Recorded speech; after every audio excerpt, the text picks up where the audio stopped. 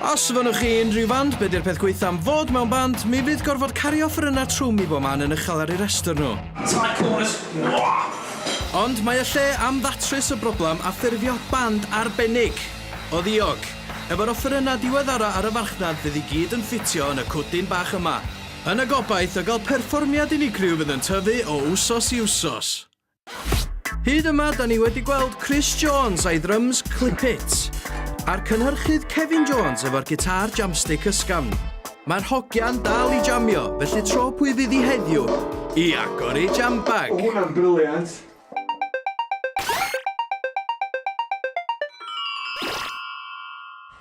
I gyd fynd efo'n music hynod o camp ni, dyma Rhys Spikes Lloyd, cyn aelod yr Radio Luxembourg, Mastermind Project, cerddorol Inca a DJ dylweddau hen ddiwiau. Beth sy'n y bag trysora?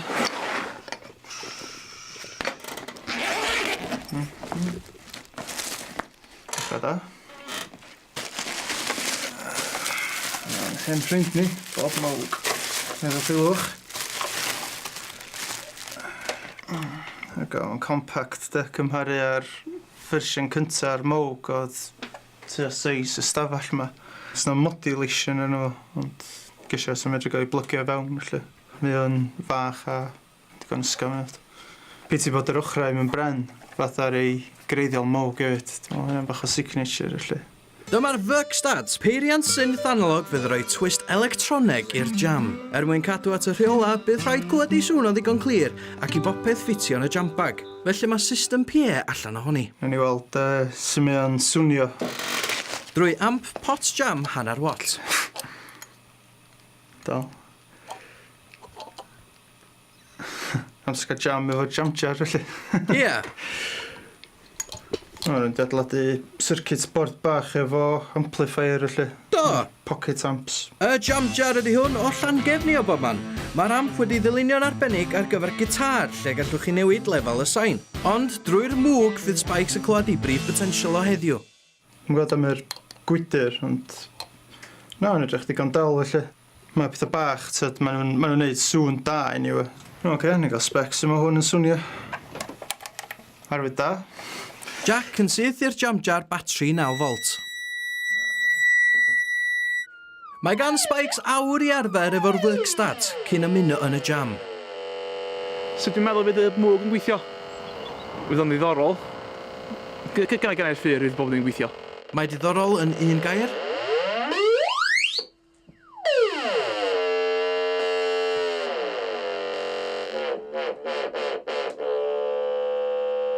Diolch yn swnio fatha Moog I fi, de.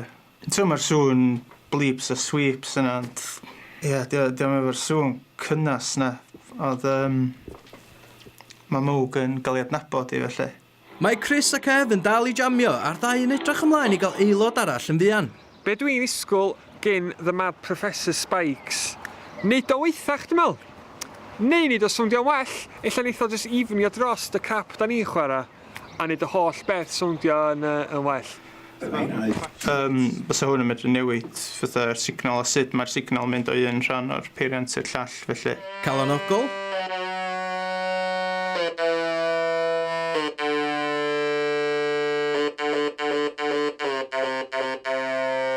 Dwi'n yn convinced I ddweud y gwir.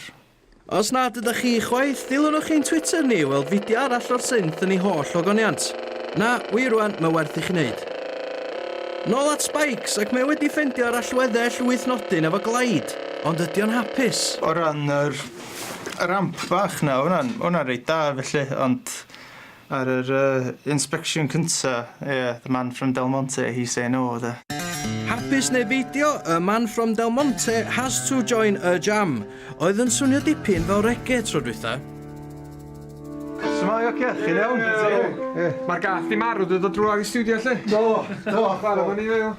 Dwi'n meddwl bod yr instrument yma rioed wedi bod yn rŵm efo'i gilydd o blaen, so mae hyn yn mynd I fod yn y world's first, ydy.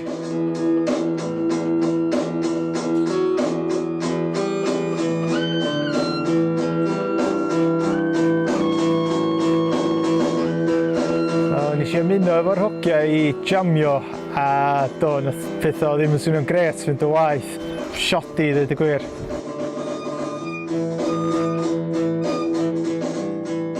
Pan spikes dreinio, oedd o'n... Nath o sŵn... Oedd o ddim yn gret. Oedd o allan o job ar ôl hyn i gyd, dwi'n meddwl, fel cynhyrchydd. A diolch yn fawr, ge. Dwi'n edrych ymlaen, rili, i'r pedwerydd person ymuno. Dalwch o ffocin ffôn, gen i ffonio ffocin lapal. Tro nesa, mi fydd yr aelod ola yn cwblhau y jam. Ie, back to the drawing board, dwi'n meddwl.